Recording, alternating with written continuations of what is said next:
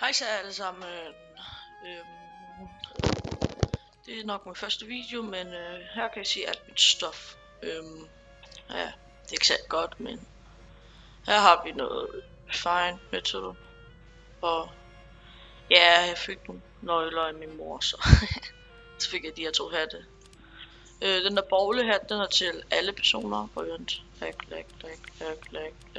Sådan der. Jeg lægger lidt, når jeg går ind på min scout. Der har Megaman-hatten. Jeg har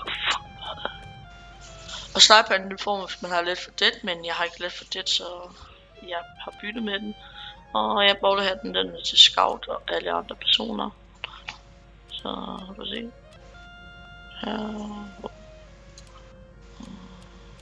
Ja, så har jeg den her på min pyro. Og så har jeg den her på min demoman.